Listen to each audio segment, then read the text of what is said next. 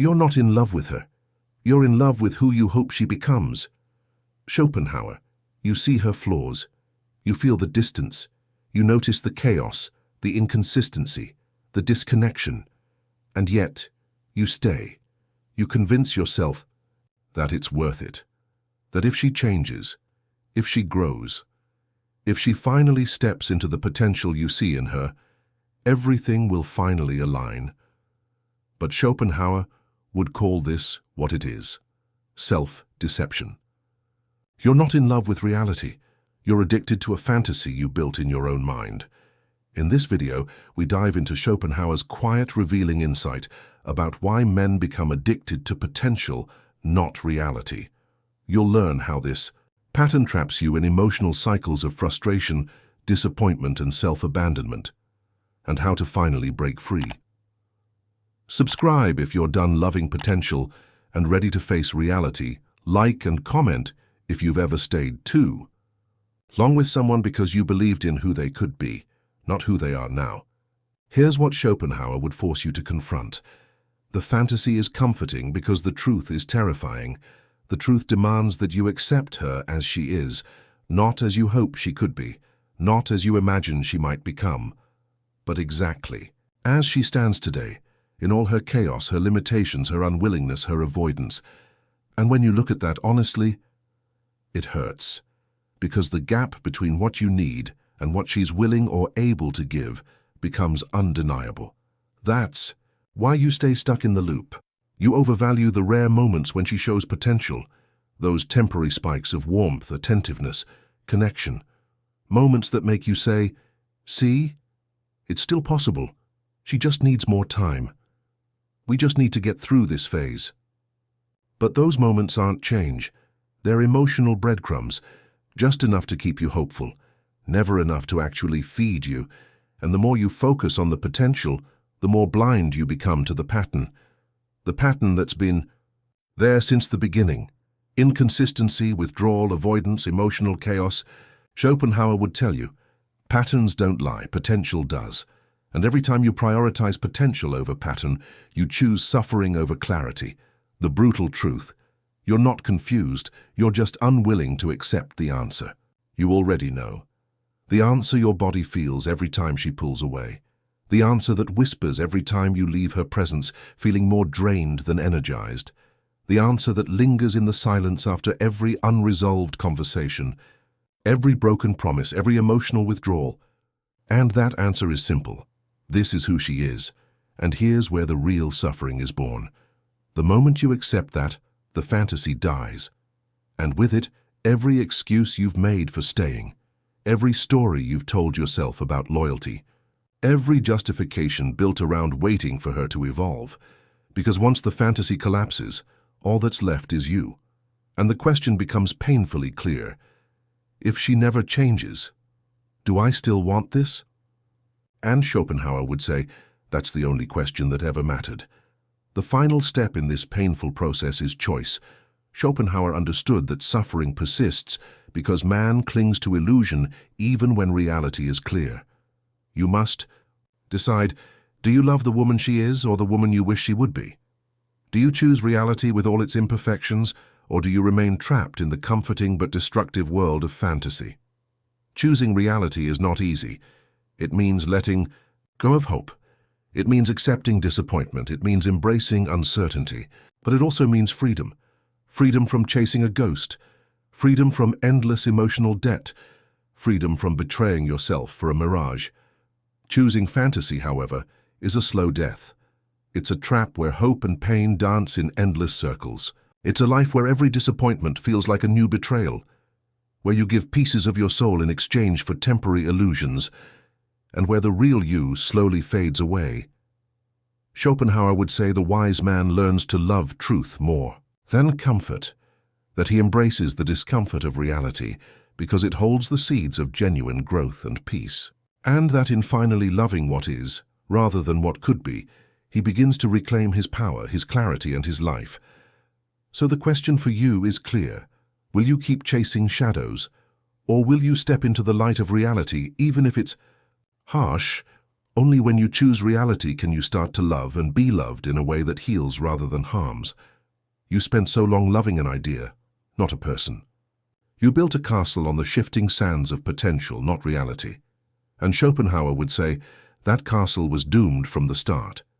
Because potential is fleeting, unstable, and often an excuse to avoid the harsh truths you feared facing. You wanted her to be your salvation, your project, your answer.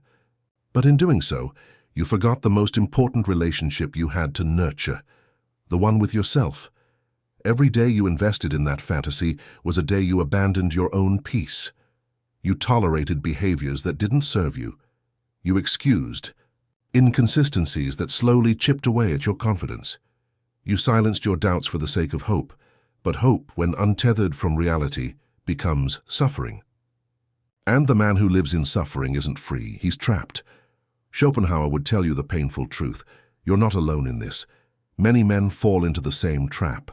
They confuse loyalty with denial. They mistake hope for love. They stay too long in relationships that drain them emotionally because the idea of starting over scares them more than the pain they endure. But there is a way out. The way out is radical honesty. Honesty with her, honesty with yourself, honesty about what you want, what you need, and what you will no longer accept. It's choosing to see her and yourself without filters, without illusions, without excuses. It's a painful choice, but it's the path to freedom. Because freedom comes not from clinging to what could be, but from embracing what is. This freedom is the birth of true masculinity, the kind of masculinity that doesn't depend on external validation, that stands firm in reality, even when it's uncomfortable, that chooses truth over comfort, presence over performance, the man who loves reality, even if it means walking away from potential, loves himself enough to demand real connection. And real connection, Schopenhauer would say, is the only connection worth having. So if you're ready to stop loving shadows, if you're ready to reclaim your power, if you're ready to start living honestly, this is your moment. Because the man who loves reality becomes the man who finally experiences love. Subscribe if you're ready to let go of illusions and start living with clarity and strength. Like and comment if you've ever loved someone who wasn't really there, and you're ready to love what's real. Because the truth may hurt, but it also heals. And healing is where your new life begins. It starts with a whisper. You notice her inconsistency, her chaos, her emotional distance, her inability to meet you where you are.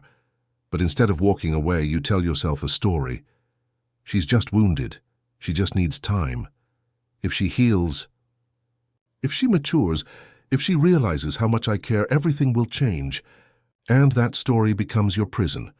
Schopenhauer would say, you're not in love with her, you're in love with her potential. You don't desire the woman standing in front of you. You desire the woman she could become, if only she grew, transformed, evolved. But here's the truth most men refuse to confront. Loving potential is an act of self-deception. It's a way to avoid the pain of accepting reality. A way to stay in a fantasy where hope outruns clarity. And in doing so, you betray yourself. Because every day you spend waiting for her to become someone else is a day you abandon the man who's already here. You. This is why the relationship feels exhausting. You're not relating to her as she is. You're relating to a version of her that exists only in your mind. And when her actions don't match that version, when she stays chaotic, inconsistent, emotionally unavailable, you feel hurt. Not because she betrayed you, but because reality betrayed your fantasy. You suffer not from what is, but from what isn't. Schopenhauer would argue, the will clings to illusions when the truth feels unbearable. And for many men, the unbearable truth is this: she is not who I hoped she was.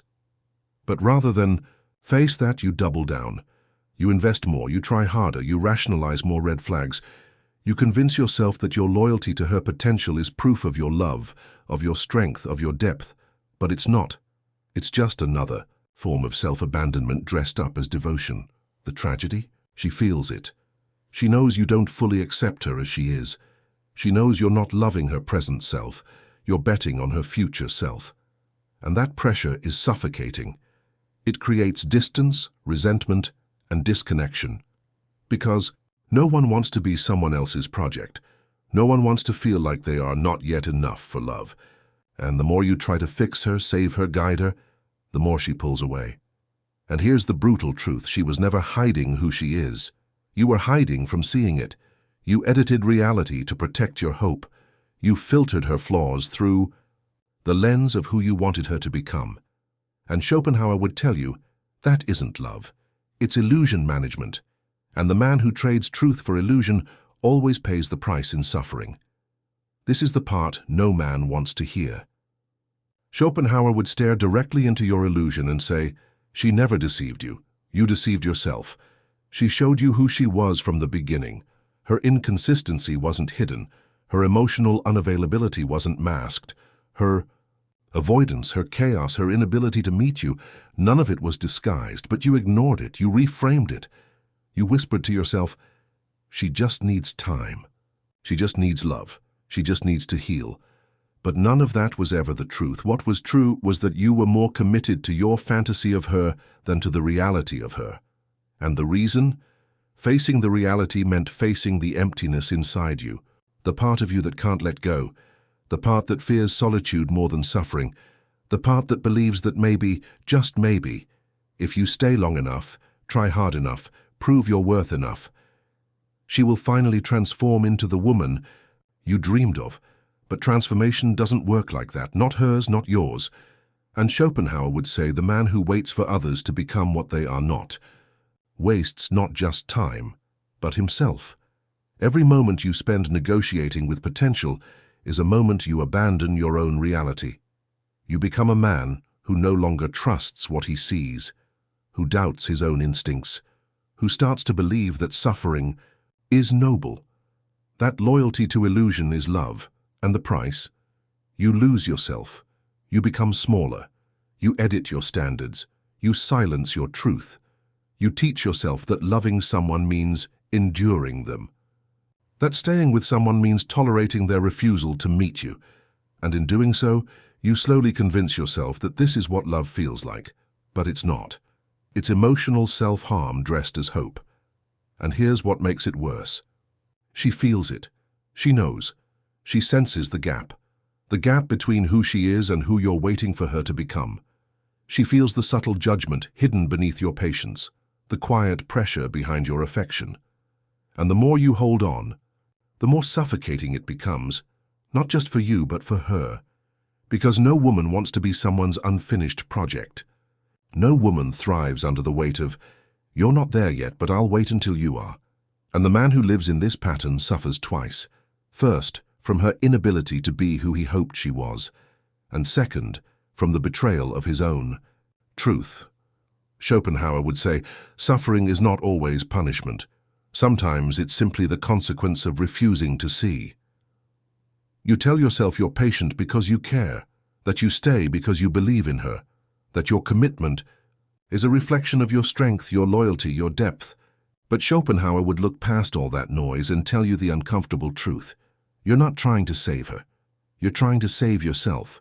You stay because leaving would force you to confront the emptiness you've been running from, the emptiness that whispers, if she's not the one, then I'm alone, then I'm lost, then I have to face myself. This is the root of why so many men stay trapped in relationships with women who are fundamentally misaligned. It's not about her. It's not about her potential. It's about what the fantasy of her becoming more represents to you. If she changes and if she grows, if she evolves into the person I believe she can be, then this pain won't be meaningless. Then I won't have wasted my time. Then I'll be justified for staying. But Schopenhauer would say, that justification is a lie. Pain endured in the service of illusion is still pain. Time spent waiting for someone to become someone else is still time wasted. And the man who trades his own peace for the hope that someone else will evolve has abandoned himself at the deepest level. You aren't proving your love by staying. You're proving your fear. Fear of solitude. Fear of starting over.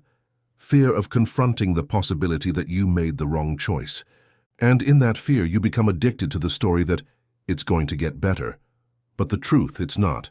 Not because she's bad, not because she's broken, but because she's not the woman you keep pretending she is. And here's the paradox. The longer you stay, the harder it becomes to leave. Not because love grows, but because the investment in the fantasy grows. You don't want to lose the version of her that exists in your mind. The one you project onto her every time she shows the slightest glimpse of the person you hope she'll become. But those glimpses are just that. Glimpses, flashes, temporary illusions that keep you hooked on the cycle of hope, disappointment, and denial. Schopenhauer would argue, suffering persists not because reality is cruel, but because man refuses to look at it directly. And the man who refuses to look at reality isn't avoiding pain. He's multiplying it.